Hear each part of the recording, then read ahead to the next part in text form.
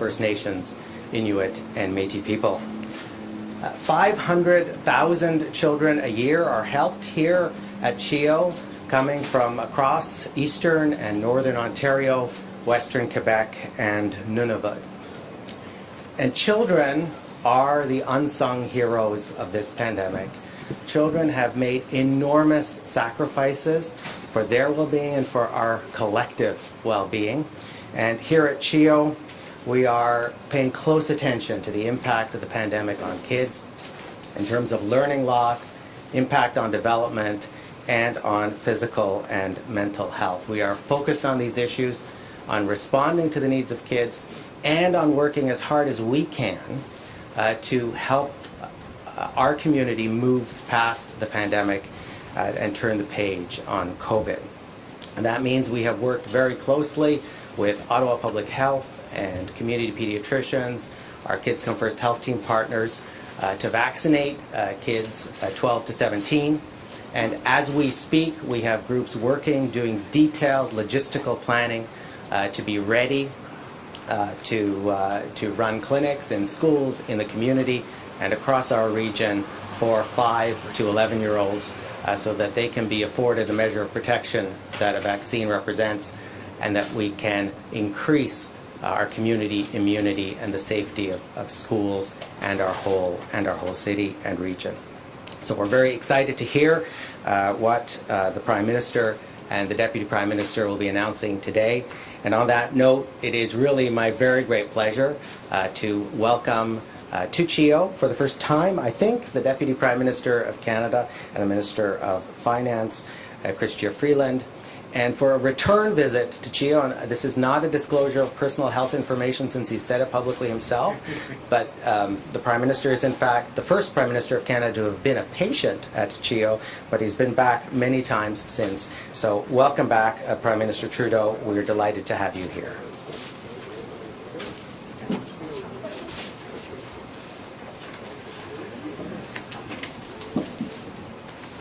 Thank you, Alex, for your kind words, but also for your extraordinary work as President and CEO of the Children's Hospital of Eastern Ontario. I have fond memories of the amazing team here, but we have seen through this pandemic that you and the incredible team at CHEO really stepped up, as health workers did right across the country, to be there for our most vulnerable, to protect the community, and to support kids in very, very real ways. Chrystia and I had the opportunity to chat with some of the kids who are both patients and at school here at CHEO. And it really is extraordinary to see how resilient kids are faced with challenges, faced with crises. But it's all the more important, therefore, that we be there for them in every possible way to give them the supports they need, not just to get through this pandemic, but also to recognize everything that they're going to be able to contribute to our communities, our country, and our world over the coming decades if we make sure that we're giving them all the right supports and all the best opportunities for the future. Je suis très content d'être ici aujourd'hui avec la vice-première ministre pour faire 3 annonces importantes aujourd'hui. Les 2 premières, je vais les faire et je vais passer la parole à Chrystia pour la 3e annonce, mais on a des bonnes nouvelles pour les Canadiens aujourd'hui. As people know, Canada has been a world leader on vaccinations. And that's just part of what Canadians were able to do through this pandemic, where we saw everyone from frontline health workers to community workers to individual Canadians stepping up during this pandemic to be there for each other, to do the right things to get us through this. And it has culminated, of course, in vaccinations, as Canada is now among the world leaders in vaccination rates amongst eligible Canadians, that is, 12 and older. The government also, all the orders of government have been there to support Canadians, particularly on the federal side, where we scrambled to deliver PPE, we scrambled to ensure that we have vaccines for everyone, and we're also ensuring booster shots for the coming years as they become necessary, listening to the expert advice that folks in NACI and other fields are going to be making on how we move forward. But when we talk about the high vaccination rates of Canadians, 82, 85, 87% in various jurisdictions of Canadians fully vaccinated, it's always eligible Canadians. Because we know, particularly those of us who are parents, like I am, of kids under 12, that not everyone can get vaccinated yet. We have heard that Pfizer has now submitted for regulatory approval at Health Canada a pediatric vaccine for kids 5 to 11. This is great news. I can assure you that Health Canada is going to be examining attentively that submission. And even though I know parents are all going to be eager to get their kids vaccinated as quickly and as soon as possible, I want people to be patient because Health Canada is going to be taking the time necessary to ensure that, like all vaccines approved for use in Canada, vaccines approved for kids 5 to 11 will be fully safe and effective. It is extremely important that they go through all the full processes necessary so that every parent can have confidence when these vaccines do get approved that they will be safe for their children, to keep us all safe, to keep them safe, to keep our communities and schools safe as we move forward. And therefore, what I'm very pleased to be announcing today is that we have worked directly with Pfizer, and shortly after the time comes for Health Canada to approve those vaccines for pediatric use, we will receive millions of doses in Canada, enough to get all kids under between 5 and 11 vaccinated as quickly as possible. We will have the supply necessary to support every kid across the country from 5 to 11 with vaccinations as soon as possible after Health Canada approved it. C'est une bonne nouvelle aujourd'hui. Santé Canada, comme vous savez, est en train d'analyser les données et faire les processus rigoureux pour l'approbation du vaccin Pfizer pour les 5 à 11 ans. Ils vont prendre le temps nécessaire pour s'assurer qu'il soit sécuritaire et efficace. Parce que tous les parents veulent que leurs enfants soient en sécurité, mais ils ne veulent pas prendre de risques non plus. Vous pouvez savoir que si et quand Santé Canada va approuver l'utilisation du vaccin Pfizer pour les enfants, ça va être sécuritaire de le faire pour vos enfants. En même temps, je peux annoncer aujourd'hui qu'on a signé des ententes avec Pfizer pour que dès que ce soit approuvé pour utilisation au Canada, très peu après, nous allons recevoir assez de doses au Canada pour assurer la vaccination de tous les enfants au Canada de 5 à 11 ans. C'est une très bonne nouvelle pour tous les parents et tous les enfants à travers le pays parce que ça fait longtemps qu'on veut s'assurer que nos enfants aient la protection additionnelle que la vaccination leur donnera, comme plus que 80% des adultes au Canada ont déjà fait. Il y a quelques semaines, on a fait plusieurs promesses par rapport à nos priorités, par rapport à la vaccination, par rapport à la lutte contre la COVID. On a livré sur notre promesse d'assurer un mandat de vaccination obligatoire pour les trains et les avions, un mandat de vaccination obligatoire pour les travailleurs de la fonction publique. Et aujourd'hui, je suis content de pouvoir confirmer un troisième élément de cette promesse, c'est-à-dire la certification ou la preuve de vaccination uniforme pour les déplacements à l'international qui sera disponible à travers le pays. We made a commitment to ensure that there is a national standard for a proof of vaccination certificate that will be issued by every province and territory so that people can travel domestically but particularly internationally.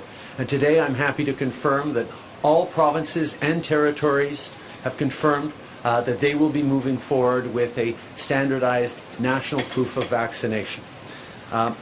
As of today, So far, we have Saskatchewan, Ontario, Quebec, Nova Scotia, Newfoundland, and all three provinces, all three territories, Nunavut, Northwest Territories, and Yukon, already have put into use the national standard for proof of vaccination.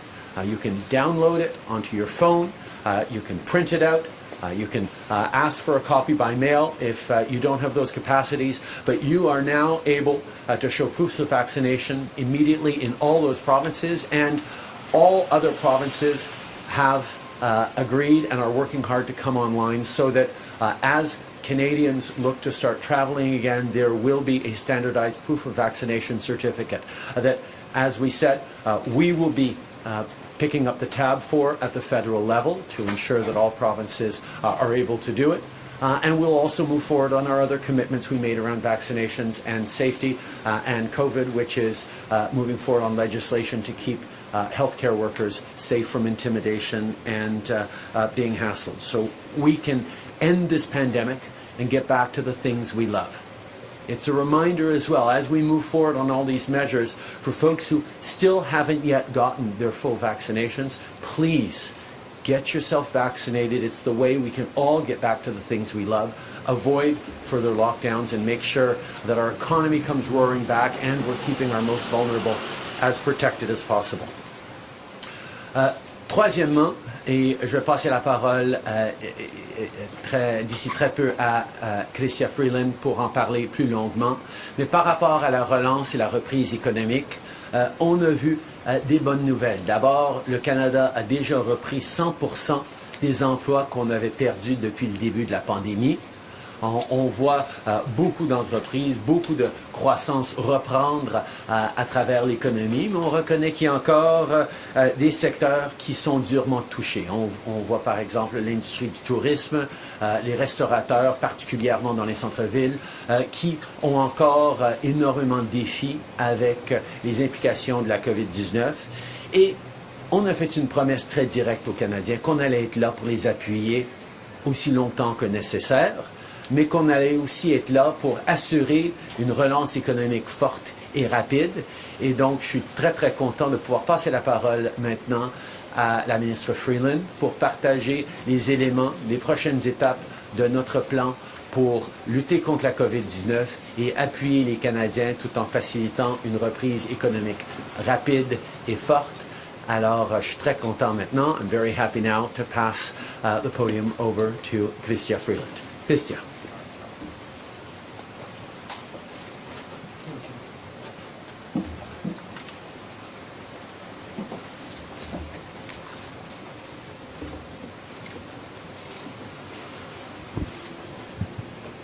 Okay, good morning, everyone. Thank you, Prime Minister. And thank you, Prime Minister, for that great news about vaccines for children. That is really great news for children, for families, for schools, and for our economy. Quand la crise de la COVID a frappé, notre gouvernement a rapidement lancé divers programmes généraux afin d'amortir le plus grand choc économique du pays depuis la Grande Dépression. L'objectif était simple, prévenir autant que possible les séquelles économiques et aider les travailleurs et les employeurs à travers la pandémie et les restrictions qu'elle a amenées. D'un bout à l'autre du pays, ces programmes ont donné une bouffée d'oxygène aux travailleurs et aux entreprises. Ils ont protégé des millions d'emplois et aidé des centaines de milliers d'entreprises canadiennes à poursuivre leur activité au plus creux de la pandémie. Our emergency support measures were always designed to be temporary, to get us through the crisis. Thankfully, as the Prime Minister has just pointed out, we're now in a new phase, one that is very different from the darkest days in our fight against COVID. We have recovered lost jobs, vaccination rates are high, and will get higher as it becomes possible to vaccinate more of our children. Borders are reopening, and the fourth wave appears to be coming under control in many parts of the country. Last month, as the Prime Minister has just reminded us, we reached our goal, as promised in last year's throne speech, of creating 1 million jobs. Canada has now recovered 100% of the jobs lost in the depth of the COVID recession. And compare that to the United States, which has only recovered 78%. Children are back in school. We have accomplished all of this together while sticking to health restrictions that have saved lives. And by that essential measure, Canada is second only to Japan in the G7. So there are many reasons to be optimistic about what we've already achieved. Our economy is rebounding, and we are winning the fight against COVID. However, it's also true that the recovery is uneven, and that the health measures that are saving lives continue to restrict some economic activity. That is why today we are announcing what we very much hope and believe is the final pivot in delivering the support needed to ensure a robust recovery. The existing income and business support programs will end on October 23rd, as previously announced. We are moving from the very broad-based support that was appropriate at the height of our lockdowns to more targeted measures that will provide help where it is needed while prudently managing government finances. And now I'll outline the new programs that we intend to put in place as of October 24th. Premièrement, je vais vous parler du soutien que nous allons continuer d'offrir pour les emplois et les entreprises. Nous continuerons de porter une attention constante aux emplois et à la croissance. C'est pourquoi nous allons prolonger le programme d'embauche pour la relance du Canada jusqu'à 7 mai 2022 à un taux de 50%. Ainsi, les entreprises pourront continuer de réembaucher des travailleurs et de créer les emplois supplémentaires dont nous avons encore besoin. De plus, nous sommes conscients que certaines entreprises sont incapables de reprendre toute leur activité en raison des restrictions sanitaires nécessaires qui sont encore en place. C'est pour cette raison que nous proposons 2 nouveaux vols de soutien ciblé pour la relance. Le premier vol est le programme de relance pour le tourisme et l'accueil offrira du soutien aux employeurs par l'intermédiaire des programmes de subvention salariale et d'aide au loyer. On parle ici des hôteliers, des restaurateurs et des agences de voyage qui font encore face à des restrictions visant la santé publique et les voyages. Le taux de subvention accordé à ce groupe d'entreprises très ciblé commencera à 40% pour les demandeurs ayant subi une perte de revenus de 40%. Le taux augmentera en fonction de la perte de revenus jusqu'à concurrence de 75%.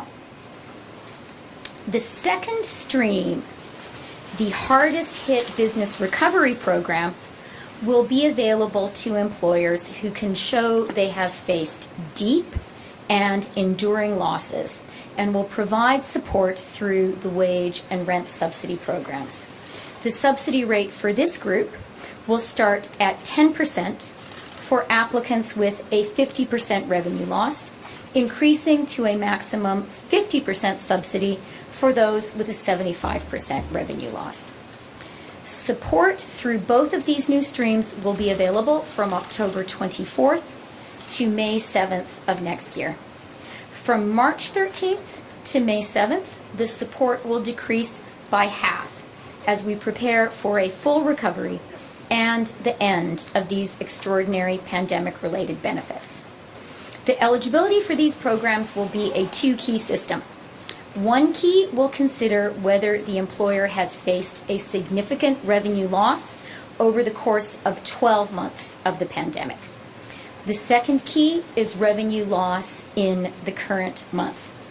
And finally, we are creating a new lockdown support program that will be available in case the pandemic requires further local lockdowns in any part of the country. For those businesses that face temporary local lockdowns, we will make the wage and rent subsidy available up to the maximum amount for the duration of the local lockdown. We're putting this insurance policy in place now to ensure that provinces, territories, and municipalities can continue to make the right public health choices, knowing that support will be there for workers and businesses. Et nous allons aussi tenir notre promesse électorale d'offrir du soutien aux artistes et aux techniciens. Deuxièmement, nous faisons quelques ajustements au programme de soutien aux revenus créé dans le contexte de la pandémie pour qu'il concorde avec la nouvelle phase de la relance. Comme c'est le cas pour les mesures de soutien aux entreprises, nous passons de programmes généraux à du soutien plus ciblé. We're still fighting the fourth wave of this pandemic, and it is particularly virulent in some parts of the country. Temporary local lockdowns are still a possibility in the months to come. We want Canadians to know that we intend now to put in place a measure that would snap into action immediately to support workers in the event of a new local lockdown. As the CRB has done up until now, this new benefit, the Canada Worker Lockdown Benefit, would provide $300 a week to workers who are subject to a lockdown, including those who are ineligible for employment insurance. We also know that Canadians across the country may need continued support from the Canada Sickness Benefit and the Canada Caregiving Benefit. We all need to protect ourselves and one another by staying home when we're sick. And our children, many of whom still cannot be vaccinated, are particularly vulnerable, which means parents may need to be able to stay home to take care of them. So, we intend to extend eligibility for both of these benefits until May 7th of next year, and will increase the maximum duration of each benefit by 2 additional weeks. We estimate the total cost of these measures from October 24th through to May 7th of next year will be $7.4 billion. That compares to the $289 billion we have spent on income and business supports since the start of the pandemic. Notre gouvernement comprend le fier héritage du Canada pour ce qui est sa gestion financière prudente et l'importance de préserver cette tradition de rigueur. Fighting COVID required unprecedented government spending in Canada and around the world. Canadians supported that unprecedented spending because they understood that it was not only the compassionate thing to do, it was the economically smart thing to do. And they understood that providing support to businesses and workers during lockdowns allowed us all to do the right thing together and to save lives. Aujourd'hui, au moment où l'économie se rétablit et des emplois sont créés, où nous nous faisons vacciner et les restrictions sont levées prudemment dans nos communautés et à nos frontières, il est temps d'adapter nos mesures de soutien aux revenus et aux entreprises à ces circonstances plus heureuses. Today, our support needs to be more narrow, more targeted, and less expensive. And we need to look forward to the day, now not too far off, when we will be able to bring it to an end entirely. Our unrelenting objective is to protect and create jobs and to drive economic growth. It is to ensure the strongest possible recovery for everyone. Merci.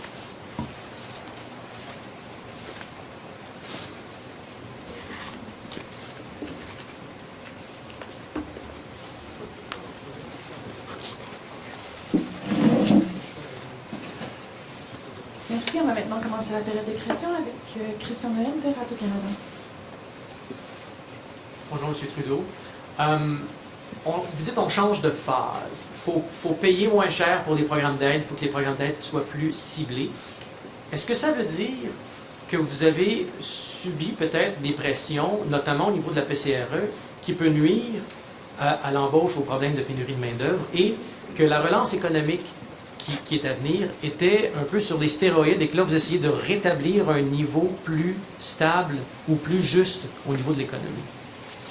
À chaque étape de cette pandémie, on a suivi les besoins médicaux, les besoins de la science, les recommandations des experts et ce lien entre le marché du travail et l'économie et la réalité sanitaire à laquelle on faisait face. Dans les premières phases de la pandémie, c'était extrêmement important que les gens restent chez eux et donc, oui, la PCRE et les autres enjeux, les autres programmes étaient là pour permettre aux gens de rester à la maison parce qu'on ne voulait pas qu'ils aillent au travail. Évidemment, on est en train de voir que l'économie reprend dans la plupart des secteurs maintenant et on reconnaît qu'il y a effectivement une pénurie de main-d'œuvre dans certains secteurs et les gens ont la possibilité maintenant de retourner au travail. Et donc, de continuer un appui général avec la PCE n'est pas tout à fait nécessaire pour l'économie, mais en même temps, on sait que dans certains endroits, il y a des chances, on l'espère que non, il y a des chances que la situation d'éclosion locale exige plus de mesures de lockdown. Et donc, nous allons être là pour appuyer les gens qui sont affectés directement dans les endroits où ils sont. Mais avec ce qu'on voit à travers le pays maintenant, c'est plus logique ni souhaitable de préserver ces soutiens généraux. On préfère être plus ciblé pour les individus qui sont dans une situation de fermeture locale, mais aussi pour les entreprises dans les secteurs comme le tourisme, le secteur des arts et de la culture, qui ont encore besoin de soutien ciblé. Pour les entreprises qui pensent en avoir encore besoin et qui ne font pas partie de ces groupes-là, qu'est-ce que vous avez à leur dire? Parce qu'ils vont trouver qu'il y a des revenus qui vont leur manquer. Donc, qu'avez-vous à leur dire à eux? Et deuxièmement, si ça va coûter moins cher, ça va coûter combien? On a fait la promesse pendant la campagne électorale que les secteurs les plus durement touchés, comme le secteur du tourisme, on allait être là pour des appuis jusqu'à 75% pour des pertes de revenus. C'est ce qu'on livre aujourd'hui. On ajoute à ça du soutien pour le secteur d'hospitalité, comme les restaurants, qui, on sait, particulièrement, comme j'ai mentionné, dans les centres-villes, où il y a encore beaucoup de défis à reprendre les chiffres et les clients qu'on avait avant. On va être là pour les aider.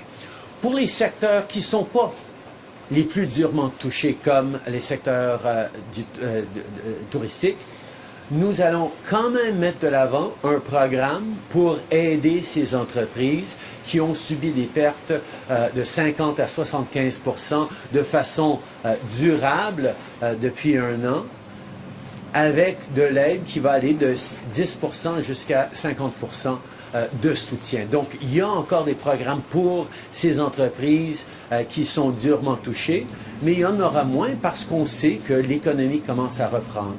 Et comme Mme Freeland l'a dit, le coût total de fin octobre jusqu'au mois de mai est autour de 7 milliards de dollars. David Aiken, Global News. Good morning, everybody.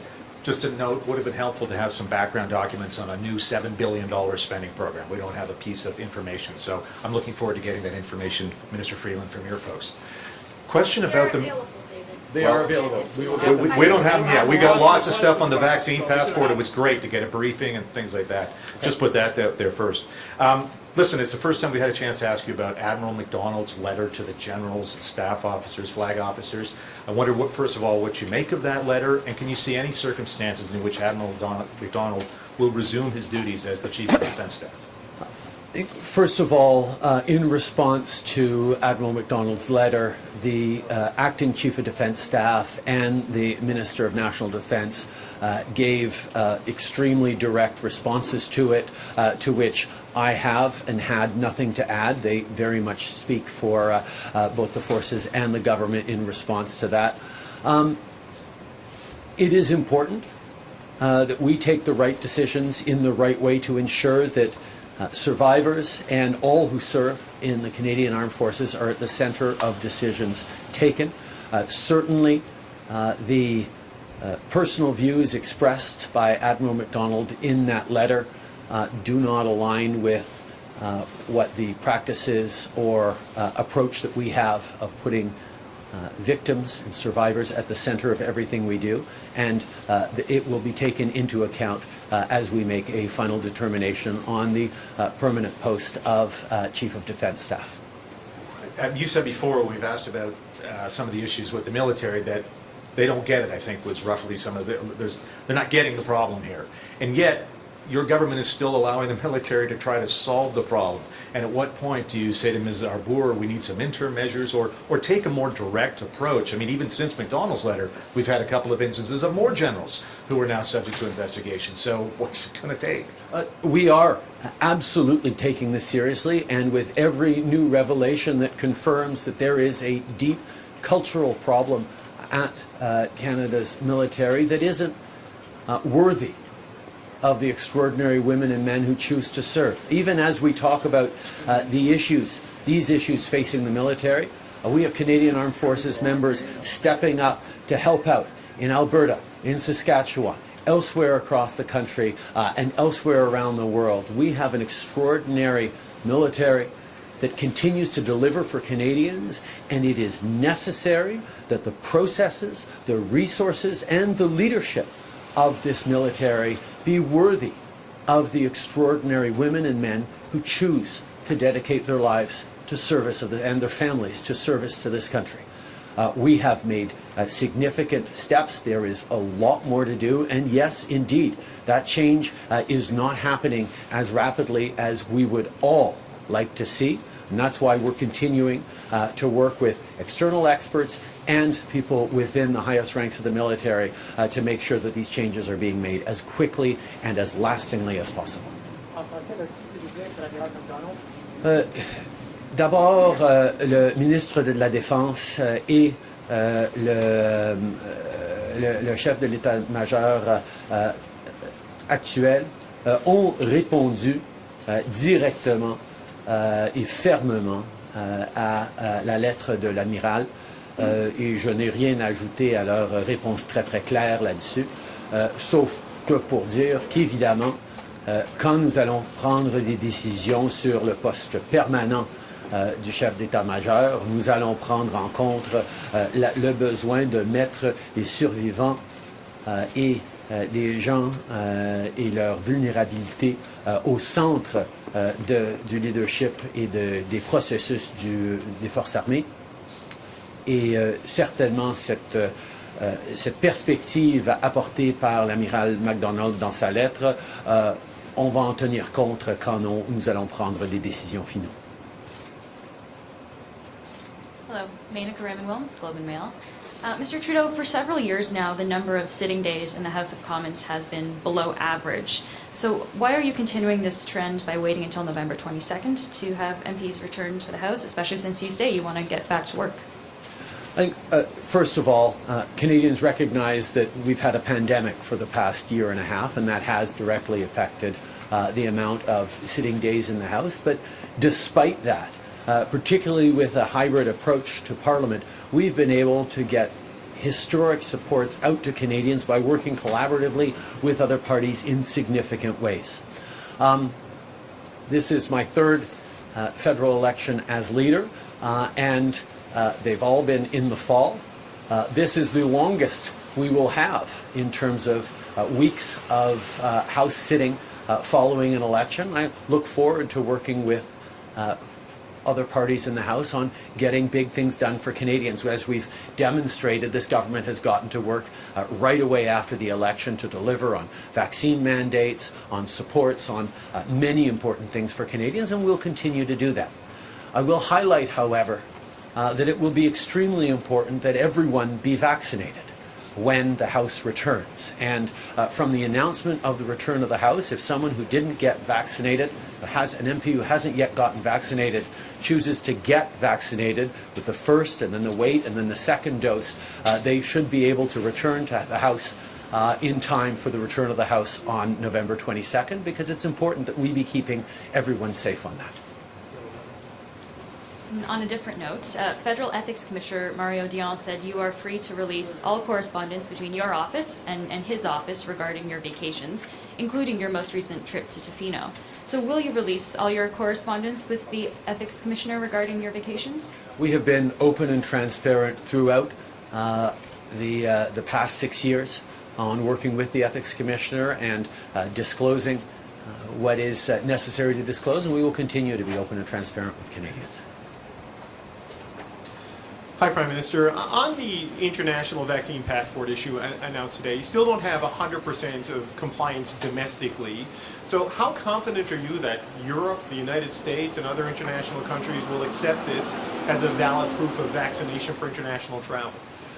First of all, we do have 100% compliance across provinces and territories. All provinces and territories have agreed to a national standard that will be an accepted proof of vaccination for destinations around the world. It is correct that not every province has yet delivered on that, but I know they are all working very quickly and should have resolved that in the weeks to come, certainly in time for people starting to travel again as we ease off some of those travel restrictions and demand proof of vaccinations for traveling. There are many different standards being looked at around the world. Europe has one. We are using the Smart Health Card format that many places in the United States and elsewhere around the world are using. We are very confident that this proof of vaccination certificate that will be federally approved, issued by the provinces with the health information for Canadians, is going to be accepted at destinations worldwide as proof of vaccination. D'abord, nous avons l'approbation et l'engagement de tous les provinces et territoires sur l'utilisation d'une preuve de vaccination uniforme canadienne pour des voyages à l'international. Un grand nombre de provinces et tous les territoires l'ont déjà en place. Les autres sont en train de travailler pour les livrer dans les semaines à venir et je suis très confiant qu'ils vont être disponibles pour les Canadiens à mesure qu'ils se mettent à voyager. Et si jamais une province ou d'autre prend plus de temps pour le faire, il y a encore des preuves de vaccination qui vont être acceptées actuelles pour des voyages domestiques et probablement à l'international aussi. Mais on va y arriver dans les semaines à venir avec un certificat uniforme à travers le pays. I have a question about the benefits program that was announced today. I think it's easy to see how businesses would transition based on the benchmarks that have been announced, but for individuals relying on the CRB for income support, moving entirely to a lockdown workers benefit, how do they transition? What are the criteria? Is this only for places under harsh local lockdowns, or people who are just unable to go back to work in a particular sector? How do they get income support under these new measures that start in just 3 days?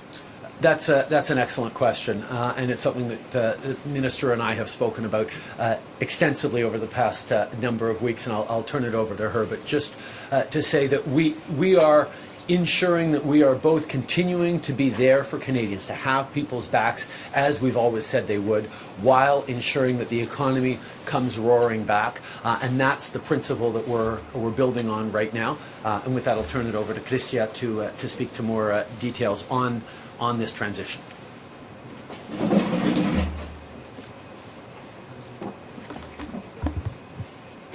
Okay, yeah, thank you, Prime Minister, and thanks for the question.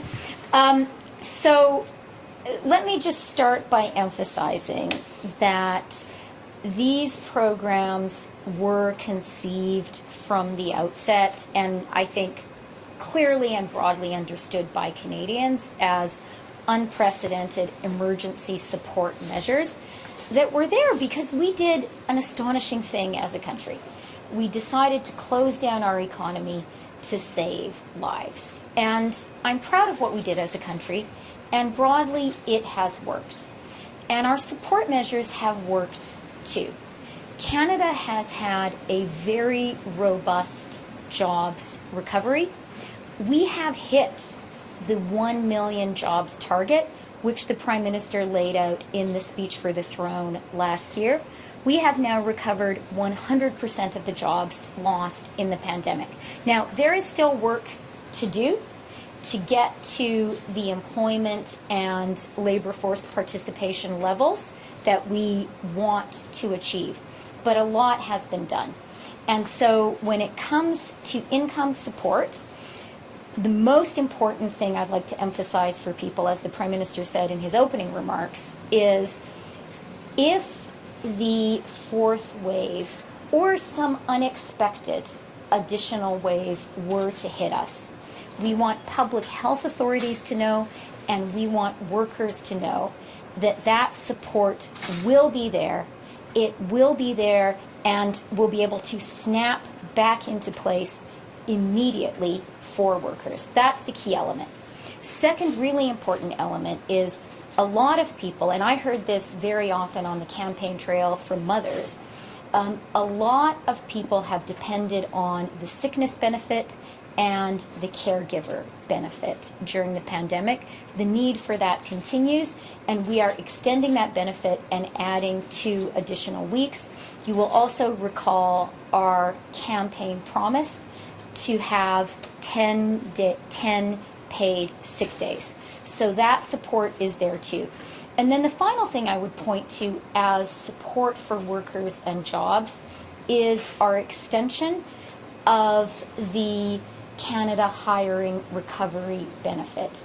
This is really important in terms of driving job creation, creating additional spaces for workers. And one element that people have been pointing to, I think rightly, about the jobs recovery is that there are some people who are working but are maybe not working as many hours as they would like.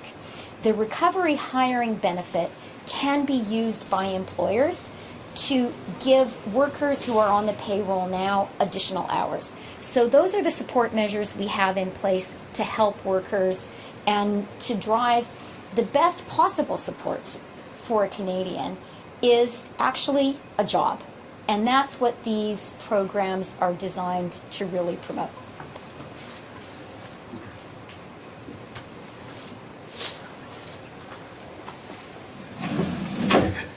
Glenn McGregor, CTV News. Prime Minister, on the question of mandatory vaccination for members of Parliament, what did Mr. O'Toole tell you about the number of MPs in his caucus who are not vaccinated? And are you not concerned that their constituents will lose their voice in Parliament if they are not allowed to attend? Would you consider other ways of allowing them to participate if they are not vaccinated? Let's first of all talk about those constituents. In every single province and territory across this country, the majority of Canadians have done the right thing and gotten vaccinated, gotten fully vaccinated. So it is puzzling to me that there are people out there who think that just because they are members of Parliament, they do not need to keep themselves, their loved ones, or their constituents safe when the vast majority of Canadians have done the right thing. All parties in this House, except for the Conservatives, are unequivocal in terms of our own safety individually, in terms of the safety of the people who work in the House, in terms of making sure that Canadians are safe when they go into constituency offices to get services from the federal government. Members of Parliament need to be fully vaccinated. It is on Mr. O'Toole to explain why he thinks people should not be fully vaccinated if they want to serve as members of Parliament, and why, indeed, he doesn't even think there should be a hybrid model so those who aren't fully vaccinated can still speak up for their constituents in the House of Commons, as both the NDP and the Liberal Party are fully open to continuing to do. So those are questions for Mr. O'Toole, but I know that Canadians expect their members of Parliament to be leaders, and every party has recognized that vaccination is the way through this. It seems a very small thing that when we're asking every Canadian who wants to go into a restaurant in Ontario, for example, where the House of Commons sits, to be fully vaccinated, we should be asking the same thing of members of Parliament as well. It's not too much to ask. Okay. Je pense que c'est très clair que la grande majorité des Canadiens dans toutes les provinces et territoires ont choisi de se faire pleinement vacciner. Et ces députés qui représentent ces Canadiens d'un bout à l'autre de ce pays ne devraient pas avoir une dispension spéciale à cause de leur statut de député qui devrait leur permettre de ne pas se faire vacciner ou de mettre à risque les citoyens qui viendraient chercher des services dans leur bureau de comté, ou bien qui mettraient à risque d'autres députés qui représentent des citoyens dans d'autres parties du pays en allant à la Chambre des communes de façon non vaccinée. Je pense que c'est à M. O'Toole d'expliquer cette incohérence, d'accepter que des gens qui devraient être un modèle, démontrer du leadership pour le reste du pays, quand on sait que la vaccination, c'est la façon de passer à travers cette pandémie, de eux-mêmes se faire vacciner pour se protéger, pour protéger leur communauté, pour protéger leurs collègues à la Chambre des communes.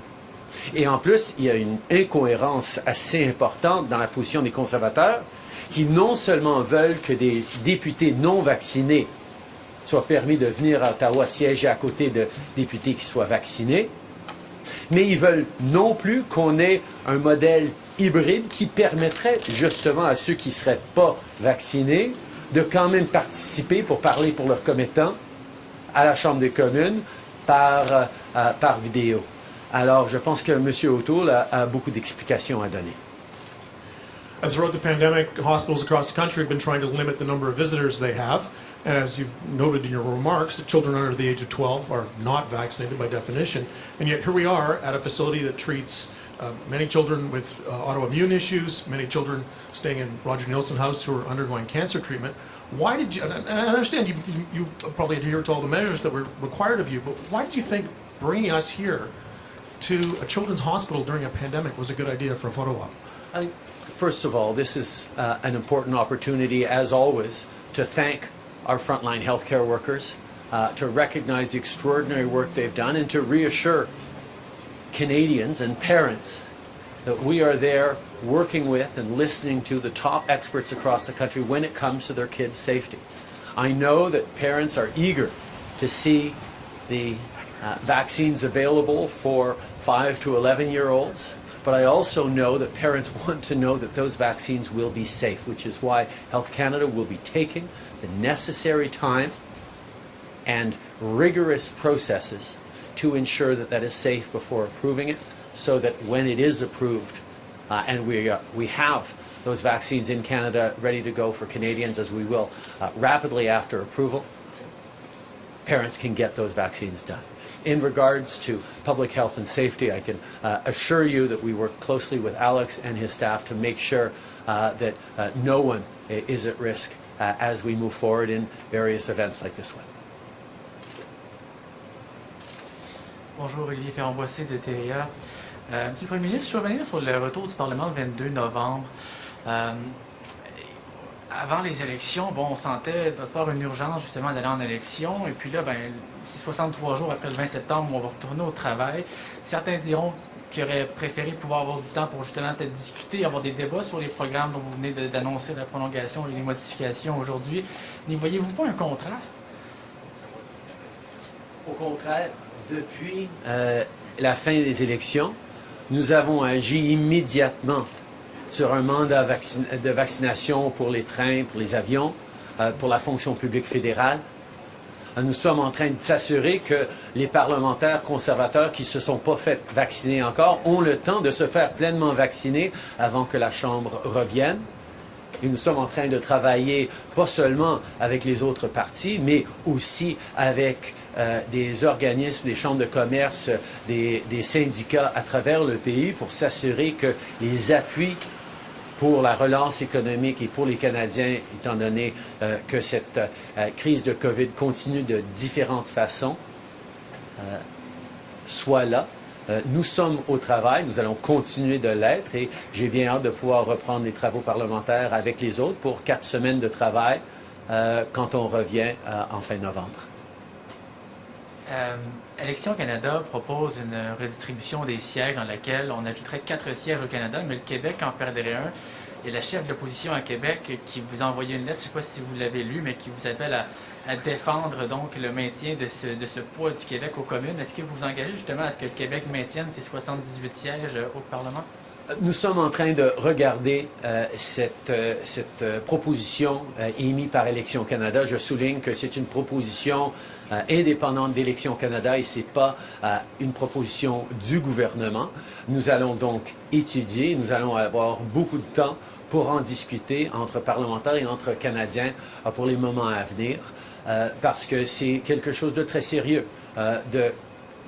d'ajuster la composition de la Chambre des communes. Il va falloir le faire, mais on veut s'assurer que ça soit fait de la bonne façon et j'entends très clairement la préoccupation de plusieurs Canadiens, dont des Québécois, par rapport à la proposition d'Élections Canada. Nous allons continuer de travailler là-dessus.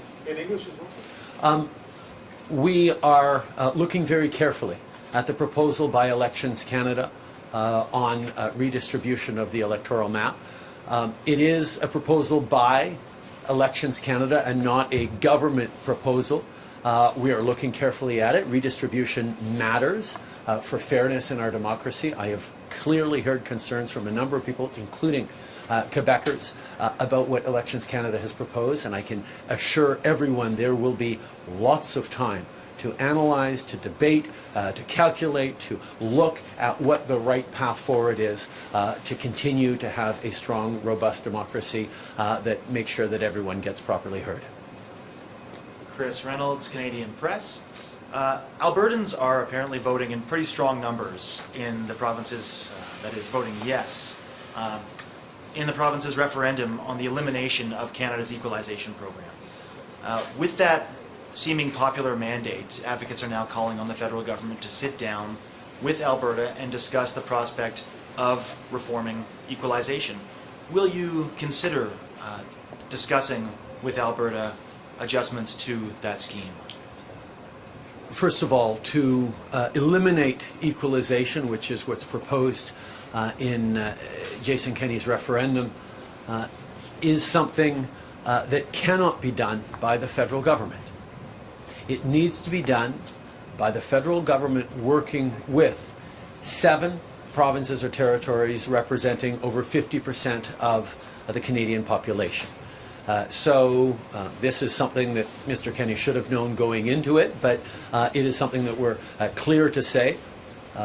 Any amendment to the Constitution of this type requires consensus, significant consensus across the country. And I'm sure these are things that Mr. Kenney is going to want to bring up at the Council of Federation meetings in the coming weeks. Secondly, there's something that has always struck me as incredibly political about what Mr. Kenney has done around stoking up concerns around equalization. Given the current formula for equalization that is applied in Alberta and indeed across the country was actually put in place and created by the government in which Mr. Kenney sat around a cabinet table. So he himself contributed and approved of the current equalization formula that he's now stirring up sentiment against a few years later. I find that the kind of politics that is not necessarily helpful at a time where this federal government has delivered more supports across the country, including to Alberta, than any government in history. And we will continue and are continuing right now with members of the Canadian Red Cross and the Canadian Armed Forces present to support Alberta through the very difficult times they're going through, linked to decisions that the Premier himself made and didn't make over the past few months, resulting in a fourth wave.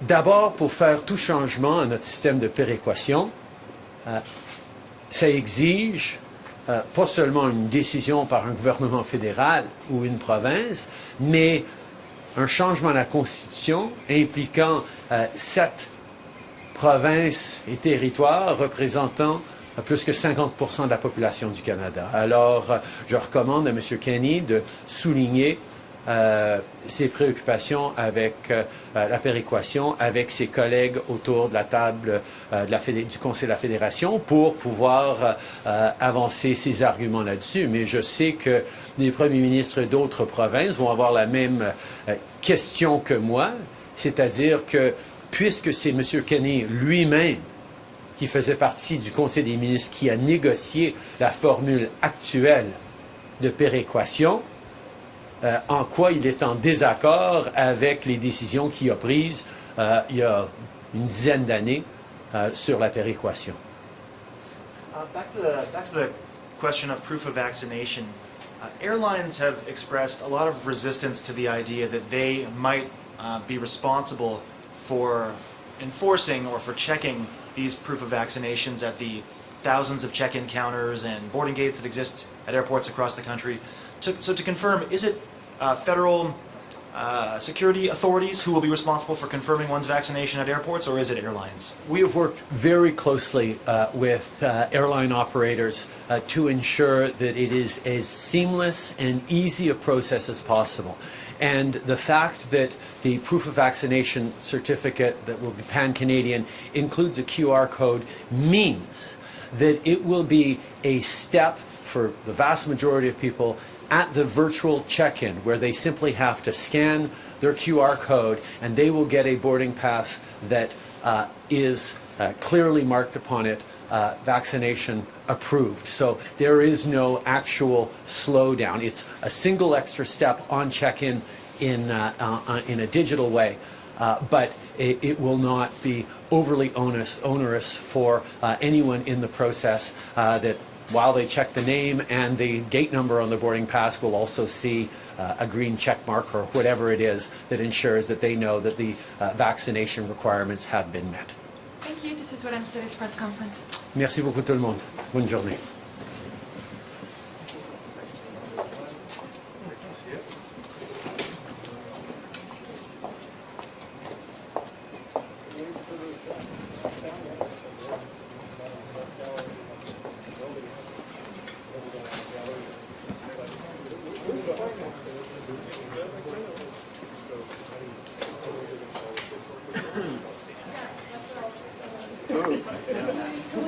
It's 9 minutes, okay? I'll take the card back.